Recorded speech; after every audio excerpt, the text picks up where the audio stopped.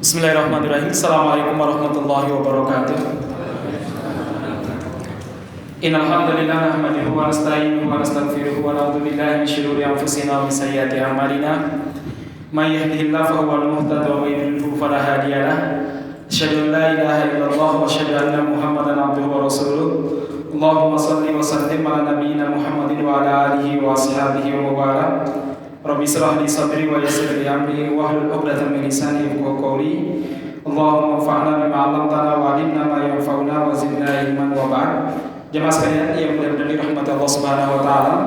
Alhamdulillah di kesempatan malam ini kita kembali melanjutkan kajian terkait tentang kaifa amalahum an-nabi sallallahu alaihi wasallam.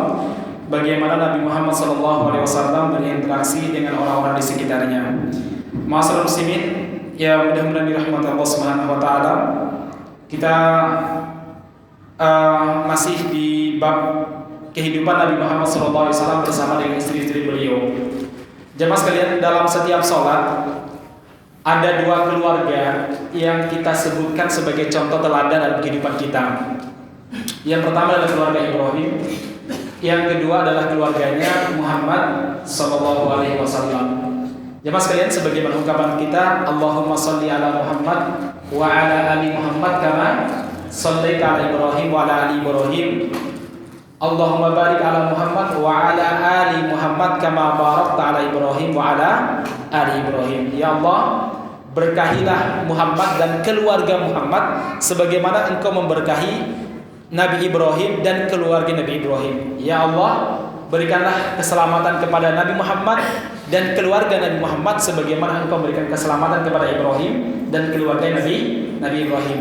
Jadi jemaah sekalian, kalau kita melihat teladan kehidupan yang luar biasa dalam berumah tangga, ya kehidupan Ibrahim alaihissalam beserta dengan keluarganya dan kehidupan Nabi Muhammad sallallahu alaihi wasallam beserta dengan keluarganya. Ini luar biasa. Makanya ma'asyiral muslimin, kalau kita berbicara bagaimana pernikahan, bagaimana kehidupan rumah tangga Rasulullah sallallahu alaihi wasallam dengan istri-istri beliau, itu luar biasa sekali. Yang pertama, saya menyampaikan bahwa dalam keluarga Nabi Muhammad sallallahu alaihi wasallam, pernikahan itu bukan sekedar bagaimana memadukan dua cinta, tetapi pernikahan dalam pandangan Rasulullah SAW dan istrinya adalah bagaimana berlomba dalam beribadah kepada Allah Subhanahu wa taala. Hal ini membuat mereka ini akan saling mengalah dan saling memahami ketika salah seorang di antara mereka itu beribadah kepada Allah Subhanahu wa taala. Saya pernah cerita kepada bapak-bapak, ibu-ibu sekalian bahwa suatu malam pada jatahnya Aisyah radhiyallahu anha, Rasulullah sallallahu alaihi wasallam itu tiba-tiba minta izin kepada Aisyah radhiyallahu anha. Apa minta izin beliau?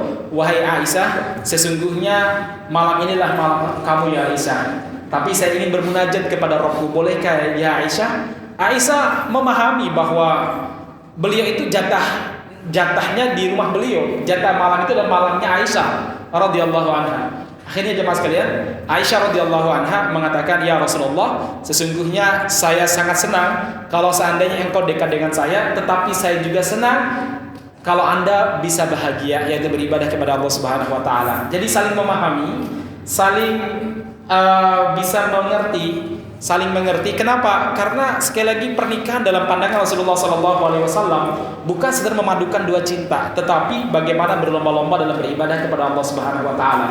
Kalau sudah seperti ini klik ya, jadi ada masalah itu bisa saling dipahami dan bisa saling dimengerti. Ini poin pertama. Jemaah sekalian, yang mudah-mudahan dirahmati Subhanahu Wa Taala. Yang kedua, pernikahan dalam pandangan Rasulullah SAW dan istri-istri beliau dalam kehidupannya, kita bisa menyimpulkan bahwa menikah itu bukan sekedar bagaimana mempertemukan dua kerinduan, tetapi pernikahan dalam pandangan Rasulullah SAW dan para sahabat dan istri-istri beliau adalah apa? Bahwa pernikahan itu adalah saling mengingatkan dan saling belajar bersama dan saling mengingatkan. Sehingga kalau seandainya Rasulullah SAW itu diingatkan oleh istri-istri beliau, walaupun jarang sekali karena beliau senantiasa dibimbing oleh wahyu, ya beliau bisa terima dengan baik. Sebagaimana istri-istri beliau kalau diingatkan oleh Rasulullah SAW juga bisa memahami dengan baik. Kenapa? Sekali lagi, pernikahan itu adalah saling belajar, saling memahami, dan kemudian bersama-sama belajar untuk bisa memahami agama ini. Sehingga kalau diingatkan itu tidak marah, kemudian tidak emosional dan sebagainya. ada banyak peristiwa di mana Rasulullah Shallallahu Alaihi Wasallam itu memberikan pelajaran dan mengingatkan istri-istri beliau ketika istri-istri beliau dianggap telah melampaui batas. Masyaallah muslimin yang mudah-mudahan dirahmati Tuhan wa Ta'ala.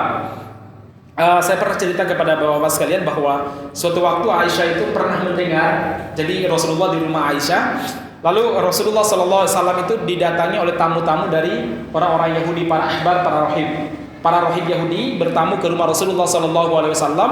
Kemudian mereka menyampaikan salam, Assalamualaikum ya Abul Qasim, semoga kecelakaan menimpamu wahai Abul Qasim. Nabi Muhammad Sallallahu Alaihi Wasallam menjawab waalaikum, cukup saja, sampai situ jawab waalaikum toh ya.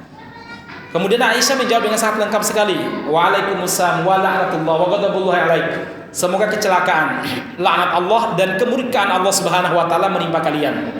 Saat itulah Rasulullah mengingatkan, ya Aisyah Waidah, diingatkan, wahai Aisyah, pelan-pelan wahai Aisyah. Pelan-pelan wahai Aisyah. Kemudian Aisyah mengatakan, ya Rasulullah, apakah Anda tidak mendengar bagaimana menyampaikan salam kepada, bagaimana mereka menyampaikan salam yang buruk kepada Anda? Rasulullah SAW mengatakan, apakah Nabi Allah itu budak? Maksudnya, ya aku dengar juga. Terus kan sudah saya jawab waalaikum. Nah kemudian boleh lanjutkan, ya Aisyah, innallaha yuhibbur rifqa fi kulli syai. Sesungguhnya Allah Subhanahu wa taala sangat mencintai kelembutan dalam semua permasalahan. Dalam menghadapi musuh, dalam menghadapi orang yang berbuat buruk kepada kita, berbuat baiklah. Masyaallah muslimin yang mudah-mudahan dirahmati Allah Subhanahu wa taala. Ini poin kedua, bahwa pernikahan bukan sekedar memadukan dua rasa rindu, tetapi pernikahan itu adalah saling mengingatkan dan membentuk untuk belajar bersama. Kemudian yang ketiga jemaah sekalian, pernikahan dalam pandangan Rasulullah SAW dan istri-istri beliau adalah masalah keikhlasan, masalah perjuangan, bukan sekedar bagaimana menuntut hak, istri menuntut hak, suami juga menuntut hak dari istrinya, tidak juga demikian jemaah sekalian. Tapi apa? Saling mengikhlaskan, saling menghargai dan saling memahami, serta kesabaran yang luar biasa. Sekali lagi, pernikahan itu kesabaran. Pernikahan itu adalah apa? Saling memahami. Pernikahan itu adalah keikhlasan. Modal keikhlasan inilah yang membuat orang itu bisa bersabar kepada pasangannya. Kalau tidak ada keikhlasan, maka saya yakin tidak ada namanya kesabaran dalam menghadapi pasangan kita ataupun dalam menghadapi rumah tangga kita. Nah, hal inilah yang dipahami oleh Rasulullah SAW dan para istrinya, sehingga Rasulullah itu sangat-sangat sabar terhadap perilaku istrinya, sampai beliau mengatakan bahwa apa? Khairukum, laki-laki yang paling baik adalah khairukum li ahlihi, adalah laki-laki yang paling baik kepada istrinya, kepada pasangannya, kepada keluarganya. Wa ana khairukum li ahli, dan saya adalah orang yang terbaik menghadapi keluarga saya, menghadapi istri-istri beliau. Luar biasa. Anda bayangkan memimpin 9 wanita atau 10 wanita dalam waktu bersamaan, berat loh Pak. Anda lebih baik memimpin satu negara daripada memimpin 9 wanita. Iya, karena berat sekali. Satu wanita aja luar biasa, kan begitu Pak ya? Ya, belum kecemburuannya, belum macam-macamnya. Nah, Rasulullah itu sekali lagi memahami bahwa ibadah nikah itu keikhlasan, dan keikhlasannya modal untuk bersabar. Jadi pernikahan bukan sekedar masalah memenuhi kebutuhan biologis, tidak. Nikah itu bukan sekedar bisa bergandeng tangan kemudian bisa pakai seragam saat walimahan, tidak jangan sekalian. Tapi pernikahan itu lebih daripada itu. Ini ibadah, dibutuhkan keikhlasan, dibutuhkan saling pengertian. Ya, dibutuhkan ibadah, dibutuhkan saling pengertian. Ini yang membuat keluarga Nabi Muhammad SAW, rumah tangga beliau itu samawa, sakinah, mawaddah, warahmah. Ini poin ketiga. Poin keempat, kalau kita berbicara sakinah, mawaddah, warahmah, karena temanya sesakinah rumah tangga Rasulullah SAW, pada malam ini tema kita seperti itu. Jamaah sekalian, kalimat sakinah, mawaddah, warahmah itu jangan Anda pahami bebas konflik, bebas perseteruan, bebas kecemburuan. Enggak jemaah sekalian. Ada konflik, ada perseteruan, ada kecemburuan. Bahkan Nabi Muhammad SAW sempat menanting istri-istri beliau, mau gak bersama dengan saya? Kalau mau kamu bersama, kalau tidak mau saya berikan harta pesangon, ya udah saya bebaskan. Gimana? Saling dewasa saja, gak usah perlu berantem macam-macam. Rasulullah SAW pernah menghadapi kecemburuan Aisyah radhiyallahu anha luar biasa. Suatu waktu Rasulullah ini lagi duduk bersama para sahabatnya bertamu di rumah beliau. Sahabatnya banyak, ada sahabat-sahabat besar ya. Kemudian Karena mungkin Aisyah ini saking gembira ada tamu yang datang ke rumah suaminya, lupa menyediakan apa namanya? Menyediakan ya sekedar snack atau pencuci mulut lah. Nah, ada istri beliau yang tanggap, sehingga saya Ummu Salamah. Akhirnya istrinya ini menyediakan apa namanya? Inisiatif, ya dimasakkan, dibuatkan teh atau apalah kalau bahasa kita sekarang ya. Kemudian menyuruh budaknya untuk mengantar makanan tersebut ke rumahnya Aisyah, karena saat itu Rasulullah SAW sedang sedang menerima tamu. Diantar. Begitu budak tersebut datang, Aisyah tanya, itu dari mana? Dari Ummu Salamah. Merah padam mukanya Aisyah, merasa teritorialnya dijajah. Ya. Merasa teritorial dijajah oleh istri Rasulullah SAW yang bernama Salamah. Akhirnya tanpa pikir panjang, yang namanya wanita itu jangankan wanita di balik hijab ini, istri Nabi aja begitu, nggak pikir panjang, ya. Kata para kiai, wanita itu berbuat dulu baru pikir, ya. Nah, jemaah sekalian, kata tanpa pikir panjang, saat cemburu dia ambil itu makanan, ditumplekkan, dijatuhkan sampai pecah piringnya, dan makanan yang ada di tangannya itu diusapkan ke wajah budak. Anda bayangkan Nabi Muhammad SAW sedang menerima apa? Tamu. Kebayang nggak bapak-bapak kalau digitukan sama istri Anda? Ya, di hadapan tamu coba ditemplokkan, lalu sisa makanannya di tangannya itu diusapkan ke wajah budak. Mungkin kalau kita malunya luar biasa, itu udah tahap 3 mungkin loh ya, enggak ya. Kena bikin malu saja. Atau mungkin pikiran kita, dianggap tidak mampu mendidik istri.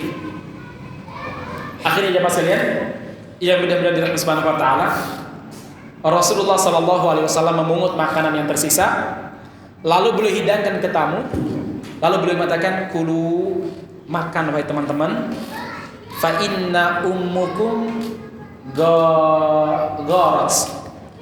Sesungguhnya ibu kalian Aisyah ini lagi cemburu berat. Kenapa lurus? Ya, udah kalian makan aja. Akhirnya para sahabat ya menikmati aja makanannya. Nah, setelah selesai, Rasulullah bilang sama Aisyah, saya memaklumi dan saya memaafkan perbuatan kamu tadi, tapi piring yang kamu pecahkan harus kamu ganti. Karena itu miliknya Ummu Salamah. Masalah muslimin. Jadi sekali lagi kalau berbicara samawa ataupun samaro, sakinah mawaddah warahmah, Anda jangan membayangkan bebas konflik, kemudian serba mesra, setiap hari mungkin senyum, wangi, ya. Kemudian ya masa-masa indah lah saat mungkin awal-awal pernikahan lah. Nah, jemaah sekalian yang mudah-mudahan dirahmati Subhanahu wa taala, jadi sekali lagi enggak. Makanya kalau kita menghadapi sebuah masalah, memang pada zaman Nabi pun menghadapi masalah saat berumah tangga.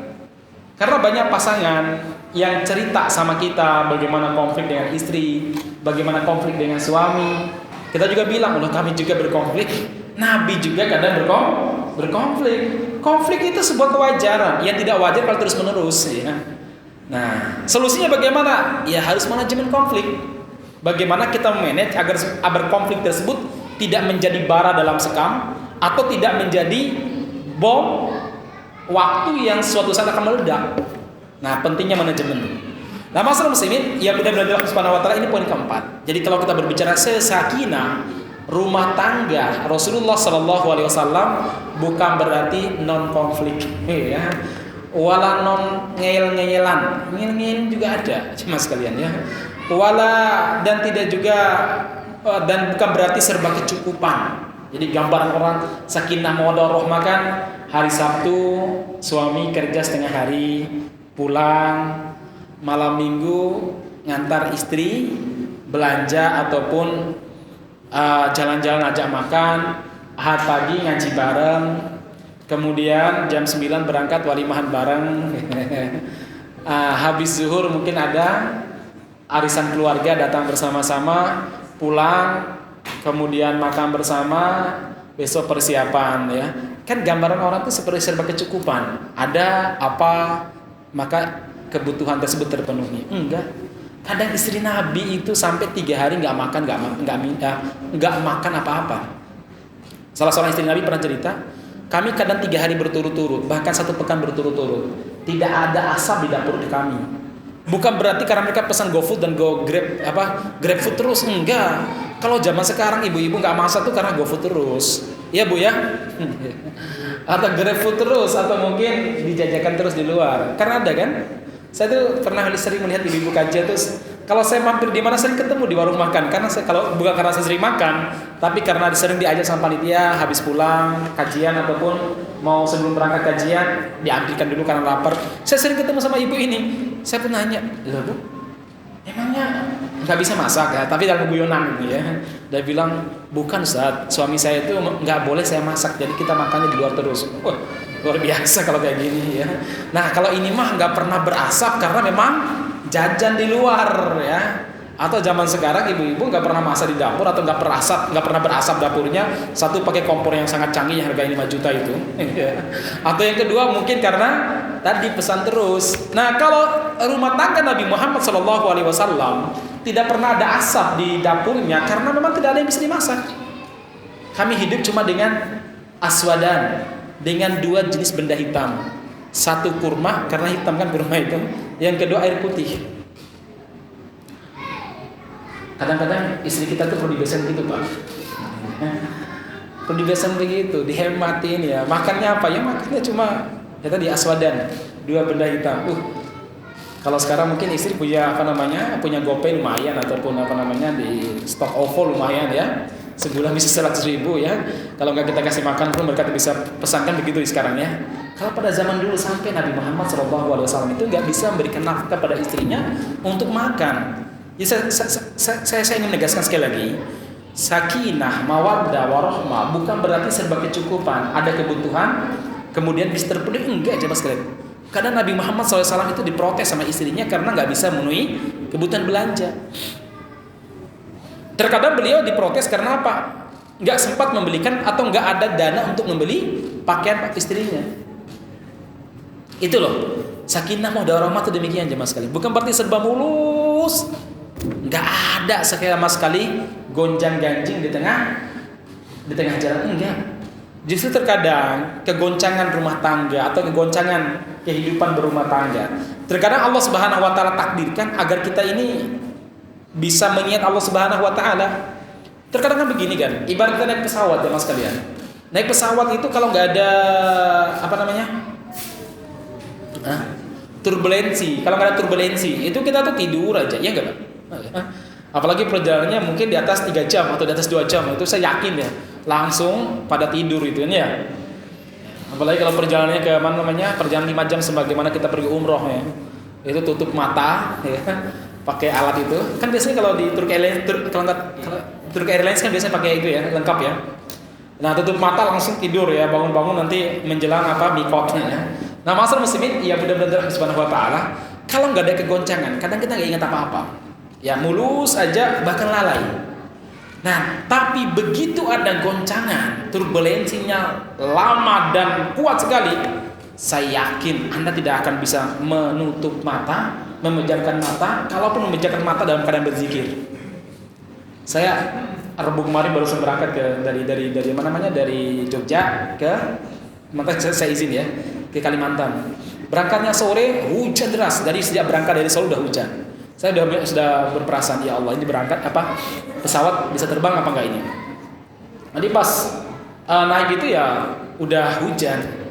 Dan betul, kita buka jendela itu petir itu kelihatan sekali. Setelah itu turbulensinya berkali-kali dan kuat sekali. Masya Allah. Saat pesawat itu semuanya, mungkin yang muslim itu semuanya mengucapkan istighfar, zikir dan lain sebagainya.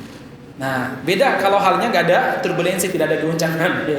Tidur aja mungkin bangun-bangun setelah hampir sampai, atau bahkan mungkin setelah landing kaget karena goncangan baru bangun, kan begitu ya. Nah, masalah muslimin. Jadi kadang kegoncangan atau ada permasalahan dalam rumah tangga, konflik dan lain sebagainya. Agar apa? Agar kita mengingat Allah Subhanahu wa taala. Apa yang kita ingat? 1, istri kita itu bukan milik kita, sebagaimana ibu-ibu melihat suami Anda itu bukan milik Anda semata. Terus milik siapa, Ustaz? Ada wanita lain? Bukan, itu milik Allah, bukan milik wanita lain ya. Itu milik Allah Subhanahu wa taala. Ketika Anda menghadapi masalah kok sekali diingatkan, maka kembalikan kepada yang memilikinya. Lapor sama yang memilikinya. Ya Allah, suami sudah saya ingatkan untuk pulang tepat waktu. Selalu saja ada alasan, misalkan, ya Allah aku melapor kepadamu, ya Allah perbaiki suami saya dan sebagainya. Sama laki-laki pun ketika menghadapi masalah, maka ingat bahwa istrinya bukan milik dia. Kendali istrinya itu bukan di tangan dia sepenuhnya, tapi kendali itu berada di tangan Allah Subhanahu wa taala. Kita pun mulai ingat la haula wala quwata illa billah. Oh, kembali kepada Allah yang punya haula dan yang punya quwata. Nah, ma'asyiral muslimin yang mudah-mudahan dirahmati Subhanahu wa taala, ini poin yang keberapa? Yang kelima ya. Ini poin yang kelima. Jadi kalau berbicara sakinah, mawaddah, warahmah, bukan berarti serba kecukupan. Enggak. Yang keenam,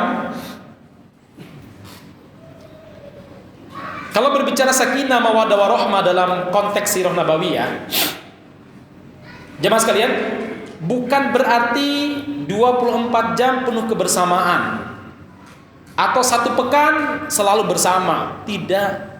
Terkadang harus mengorbankan waktu dalam rangka mencapai idealisme, terutama idealis perjuangan. Karena menikah bagi Islam itu perjuangan mencetak generasi, perjuangan untuk memenangkan Islam, perjuangan saling menyemangati untuk bisa terus istiqomah di atas jalan Allah. Maka kalau berbicara sakinah mawaddah warahmah, itu bukan berarti full timer bersama dengan pasangan, kecuali pas berangkat kerja. Enggak. Nabi Muhammad SAW ketika membangun keluarga bersama dengan istri-istri beliau, terkadang istrinya itu 1 bulan gak pernah ketemu Nabi. Kemana Nabi Muhammad? Jihad. Anda bayangkan selama Nabi Muhammad hidup, berarti semenjak perang Badar. Perang Badar itu tahun kedua Hijriah. Berarti selama 9 tahun jemaah sekalian. Selama 9 tahun Nabi Muhammad pernah mengirim ekspedisi jihad sebanyak 71 kali. Berapa? 71 kali. 71 kali itu ribet. Mulai mempersiapkan macam-macam. Loh, kita jangan perang, Pak. Mau pergi aksi 212 saja Bapak persiapan berapa hari, Pak? Persiapan bisa 2 hari itu, macam-macam, mantolnya, apanya kayak ya, sediakan pulsanya, sediakan power bank. Itu cuma pergi apa? Aksi 212 hanya dalam waktu sekitar 5 jam. Itu pun di sekitar sana banyak sekali orang yang jualan, bahkan ada makanan minuman gratis. Anda butuh persiapan ya Mas kalian. Apalagi jihad, membunuh atau dibunuh. Itu persiapan sebanyak 71 kali. Nabi Muhammad ada mengatakan 70 kali, ada yang 71 kali. Nabi Muhammad SAW mengirim pasukan perang. Dari 71 kali ini, 27 kali langsung dipimpin langsung oleh beliau. Sebanyak 27 kali ekspedisi perang, beliau langsung memimpin, terjun. Itu bukan sehari 2 hari jemaah sekalian. Tapi berapa? Sebulan. Fathu Makkah tahun 8 Hijriah. Itu bukan sebulan, lebih dari sebulan. Karena setelah Fathu Makkah lanjut ke Hunain. Jadi kalau sebulan lanjut. Maka jemaah sekalian, cuma kita ini kan sudah nikah ya. Sebenarnya sebelum menikah itu kita samakan frekuensi. Bahwa menikah itu bukan berarti full timer bersama dengan pasangan. Menikah itu mewujudkan idealisme, mewujudkan cita-cita, walaupun mengorbankan waktu yang sangat lama. Ini perlu kita pahami jemaah sekalian. Soalnya kalau antara satu dengan yang lain, suami memahami, istri nggak memahami, ini nanti bisa konflik terus dan berkepanjangan. Loh, kalau seandainya pasangan kita belum tahu bagaimana Ustaz? Ya pahamkan bahwa sakinah, mawaddah, warahmah dalam konteks sirah nabawiyah bukan berarti full timer bersama dengan pasangan. Bahkan mungkin lebih banyak di luar daripada di rumah. Tetapi kalau di rumah betul-betul full bersama dengan keluarga, itu Nabi. HP nggak dipegang karena nggak ada HP. Full bersama dengan istrinya. Salah satunya apa? Mendengarkan curhatan istri di rumah. Jadi wanita kan suka curhat, ngomong ngalur ngidur ya, ngomong dengerin aja. Memang kalau bahasanya para ulama itu, ya Rasulullah SAW itu adalah pendengar setia. Dan lebih setia lagi kalau yang berbicara adalah istrinya. Orang lain saja beliau setia mendengarkannya, beliau lebih setia lagi kalau yang bercerita itu adalah istrinya. Walaupun cerita tersebut hal-hal yang sepele sekali. Ketemu temannya kemudian mengajak bicara ini nggak nyambung kadang gini ya. Dengarkan aja. Pernah Nabi Muhammad SAW, ini cerita Abdullah bin Abbas radhiyallahu anhu, mendengarkan ceritanya Maimunah, istri beliau. Ya, beliau dengerin sambil tidur di pahanya Maimunah. Dengerin Maimunah cerita terus nggak rem-rem gitu ya. Pokoknya lampu hijau terus di jalan tol gitu. Ngomong terus Nabi Muhammad dengerin, sering ngangguk, sekali-kali makan na'am. Nah, Ibnu Abbas kebetulan nginap di rumahnya Maimunah saat itu karena Maimunah ini adalah apa? Bibinya. Setelah Nabi Muhammad terdengar mendengkur, barulah Maimunah tahu, oh suaminya sudah tidur. Berarti cerita tadi mungkin ada juga yang didengar, ada juga yang tak terdengar. Tapi ya si istri juga memahami, nggak kebetulan cubit suaminya, Mas bangun, belum selesai ceritanya. Ini nggak ada istilah apa namanya siaran ulang. Ini dengerin ya, misalkan nggak, udah dibiarin aja. Masalah muslimin itu kalau beliau di rumah. Bahkan pernah satu waktu Aisyah ini cerita tentang kisah Ummu Zar'in dan Abu Zar'in. Ini cerita istilahnya apa ya? Cerita rakyat lah ya. Kalau bahasa itu cerita rakyat, mungkin cerita maling kundang, cerita siapa lagi? Cerita Tangkuban Perahu mungkin ya. Kalau di Jawa ceritanya apa? Cerita Nyai Roro. Hah? Iya. Atau yang bangun tuh Rojonggrang ya? Yang bangun Candi Prambanan? Misalkan ya. Atau mungkin Candi Mendut, atau mungkin cerita rakyat tentang apa namanya? Salatiga itu ada danau apa namanya? Nah, danau Rawabening misalkan, ada cerita rakyat kan? Saya dulu suka baca-baca kayak gitu, walaupun saya nggak tinggal di Jawa, tapi saya tahu cerita di Jawa ya, ketika saya masih kecil. Nah, maksud muslimin didengarin sama Nabi Muhammad SAW sampai Nabi Muhammad dan merah matanya masih dengerin. Akhirnya apa? Setelah selesai cerita, Aisyah pun bertanya, ya Rasulullah, bagaimana pendapatmu? Banyaklah. Ya beliau kemudian sekali lagi mendengarkannya itu kalau beliau di rumah full bersama dengan keluarga. Nah, kalau saat berangkat ya full bersama dengan para pasukannya. Nah, jemaah sekalian, ini berbicara masalah sakinah mawaddah warahmah. Tidak selamanya full timer bersama dengan keluarga. Tapi kalau udah sampai di rumah, betul-betul apa? Full. Nah, yang beratnya hari ini, kita ini banyak godaannya. Godaan TV. Maka di rumah saya nggak ada TV. Kemudian yang berikutnya adalah godaan apa? Godaan HP. Ada lagi nggak godaan lain Pak? HP itu macam-macam. Ada WA, ada Telegram, ada Instagram, apa lagi? Ada Facebook. Yang paling parah lagi ada game. Maka di HP saya itu nggak pernah saya pasang game. Anak mau pinjam, install, saya kasih waktu sekitar 10 menit, 15 menit, habis main tak uninstall lagi. Nah, masalah muslimin yang mudah-mudahan dirahmati Subhanahu wa taala. Jadi sekali lagi inilah Rasulullah SAW dalam membangun sakinah, mawaddah, warahmah bersama dengan keluarganya itu dibangun beberapa prinsip tadi. Enggak selamanya full timer, tapi juga kadang harus berpisah. Masalah muslimin yang mudah-mudahan dirahmati Allah Subhanahu wa taala. Kalau berbicara masalah sakinah mawaddah warahmah dalam sirah nabawiyah, dalam konteks hidup Nabi Muhammad SAW, tidak selamanya mengiyakan sang suami sebagaimana istri tidak selamanya menyatakan saya dengar dan saya taati. Ada masa-masa di mana Rasulullah SAW tegas, ini keputusan beliau, mau tidak mau harus diterima.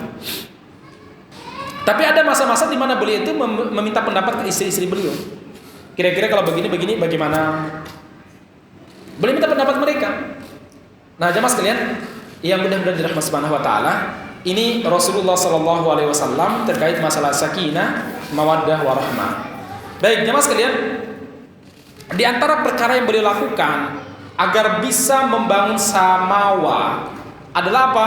Beliau sering menghabiskan waktu bersama istri-istri beliau, berinteraksi dengan mereka setiap hari. Walaupun beliau itu memiliki 9 istri atau 10 istri, tetap setiap hari ada komunikasi minimal sekali atau 2 kali, komunikasi langsung, bukan by phone. Komunikasi langsung bersama dengan istri-istri beliau ketika beliau berada di Madinah.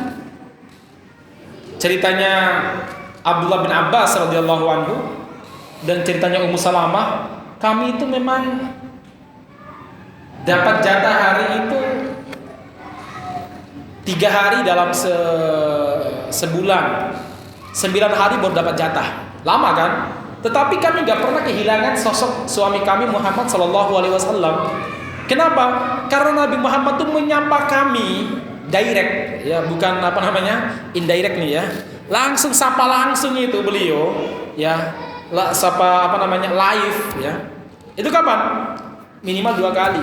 Habis subuh dan setelah sholat asar. Saya pernah cerita kepada antum semuanya. Ya, bagaimana habis subuh beliau berzikir, waktu suruh datang beliau sholat 2 rakaat. Habis suruh, kemudian beliau ini datangi rumah istrinya satu persatu. Ngapain? 2 hal yang dilakukan. 3 hal. 1, salam kepada mereka, mencium tangan dan kening mereka. 1, Pak. Yang kedua, menanyakan kabar mereka dan mendengarkan curhatan mereka, keluhan mereka. Yang ketiga, mendoakan mereka. Dipegang ubun-ubunnya, didoakan. Ya Allah, rahmati istri saya Ummu Salamah, panjangkan umurnya, sehatkan badannya, berikanlah rizkinya, lancarkanlah urusannya, jadikanlah dia sakinah, jadikanlah dia orang yang qanaah, didoakan terus sambil dielus-elus kepala istrinya, dipegang ubun-ubunnya, selesai baru pindah kepada istri berikutnya. Sama 3 hal tadi, salam, tanya kabar, say hello, kemudian mendoakan. Terus begitu, dan yang terakhir adalah yang jatahnya hari itu. Itu subuh. Habis asar, zikir sore. Setelah zikir sore, beliau datangi lagi istri satu persatu.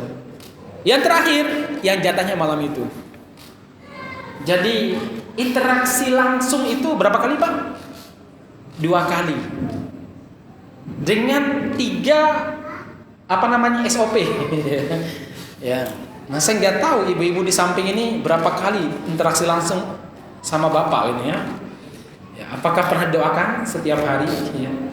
Kalau saya terus terang sosok lupa, kecuali kalau istri ngingatin, Mas belum doakan saya. Oh iya ya.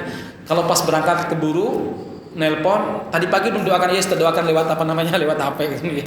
Nah, masa muslimin, jadi sekali lagi ini perlu kita praktekkan hal-hal yang mungkin kita anggap tabu, tapi itu sesuatu yang sebenarnya sangat bernilai, apalagi saat kita berpisah dengan keluarga, di saat melaksanakan tugas atau melaksanakan ibadah jihad, amar ma'ruf munkar, itu pasti diingat-ingat oleh keluarga.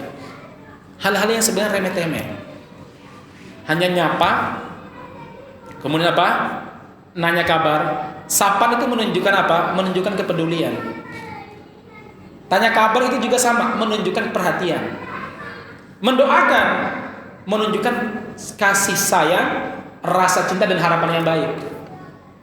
Kan sebenarnya kata orang sih ya, wanita itu kan perhatian, kemudian apa? Pedulian, kasih sayang, dan bisa memberikan harapan. Walaupun harapan itu entah kapan wujudnya, doa itu adalah bagian daripada menjelaskan harapan. Nah, ini Nabi Muhammad SAW. Nah, saya yakin bapak-bapak sudah melaksanakannya, Pak ya. Minimal sekali sebulan, Pak. Oh enggak. Ya. Baik, masa muslimin. Terus ibadah sesoleh-solehnya Nabi Muhammad SAW dalam beribadah kepada Allah Subhanahu Wa Taala. Ibadah dalam makna ibadah mahdoh tidak menyebabkan beliau terhalang dari berinteraksi bersama istri-istrinya, menghabiskan waktu bersama istri-istrinya. Jadi jemaah sekalian, bersama dengan keluarga kita, istri maupun anak kita, jangan dipikir bukan bagian daripada ibadah. Itu justru bagian daripada ibadah. Tentu masing-masing punya kebijakan kapan harus dan kapan tidak perlu. Tapi bahwa pandangan yang perlu kita perbaiki dan mindset yang perlu kita bangun, bahwa berinteraksi dengan istri kita, nanya kabar, kemudian membantu menjemurkan pakaian, atau bantu mencebokin anak, atau sesekali mungkin kita buatkan teh atau kopi bagi istri kita misalkan. Ini bukan sekedar ini adalah hubungan murni antara suami dengan istri untuk menumbuhkan kasih sayang, tidak, tapi itu bagian daripada ibadah. Bahkan itu termasuk ibadah yang besar. Karena Allah menitipkan keluarga kepada kita, terutama kepada suami, itu berarti kita dipercaya untuk membawa mereka menjadi orang soleh dan solehah, untuk mendidik mereka menjadi generasi robbani. Menghabiskan waktu bersama dengan anak hanya main kelereng, atau hanya main hanya main katapel cicak atau apa, atau mungkin hanya main mobil-mobilan, kita main lempar-lempar bola bersama dengan anak kita. Jangan disempitkan itu hanya sekedar hubungan antara bapak dengan anak, tidak.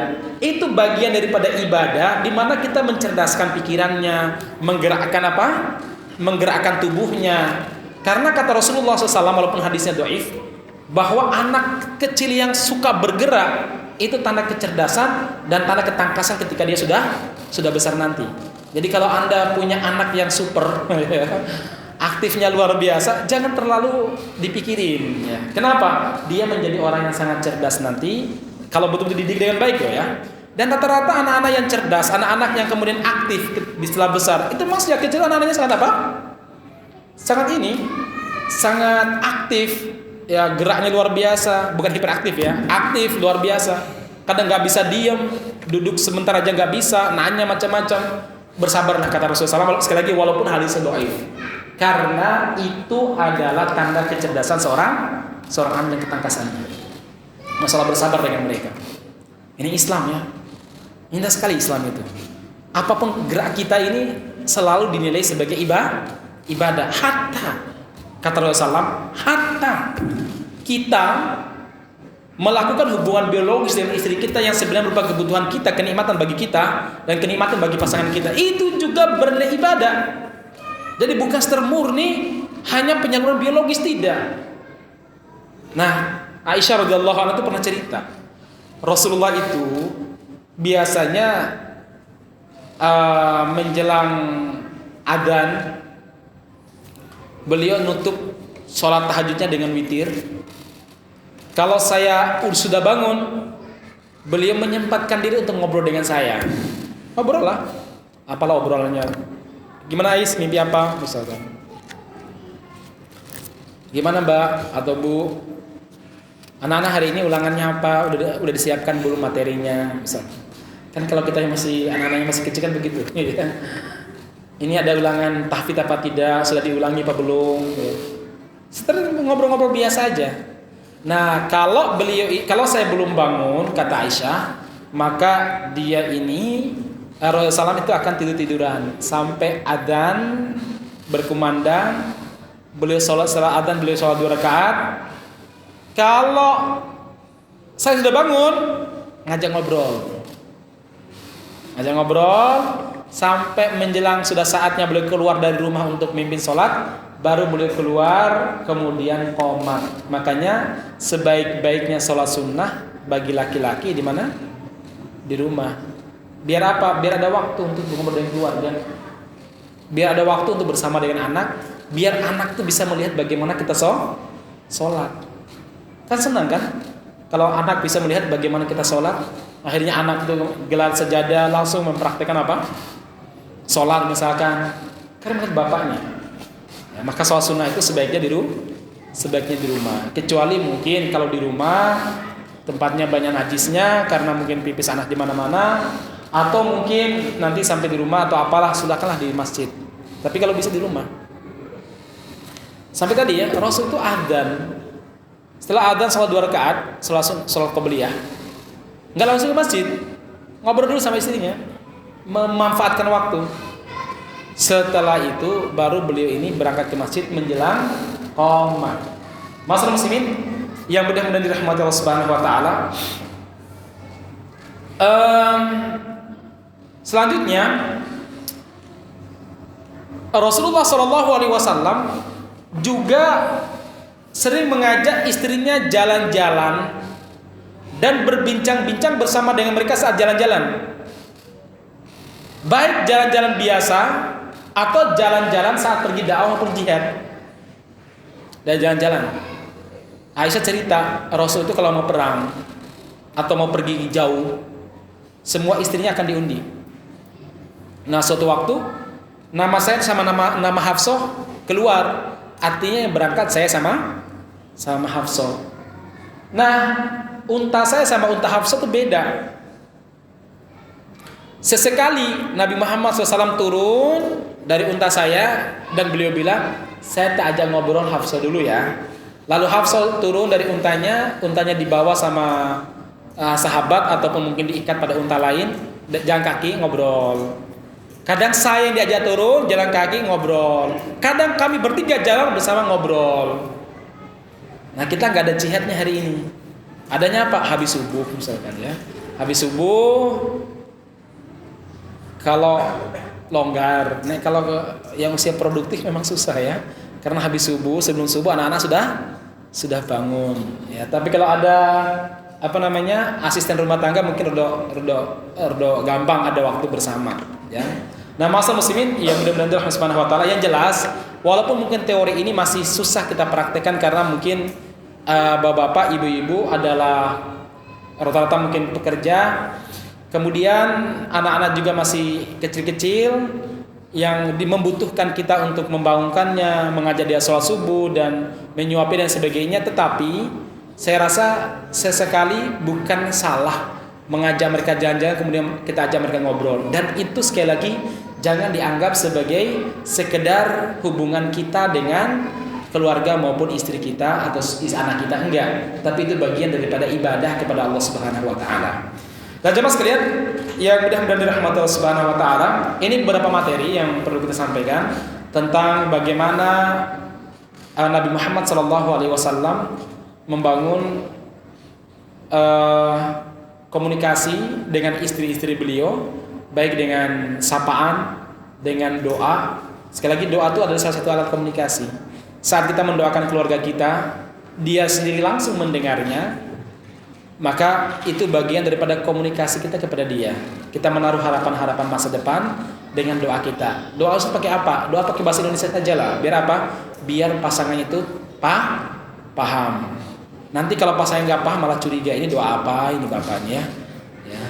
Baik, jemaah sekalian yang mudah-mudahan Allah Subhanahu wa taala, kayak teman saya kan, dia mau pergi umroh cuma kan bingung nih.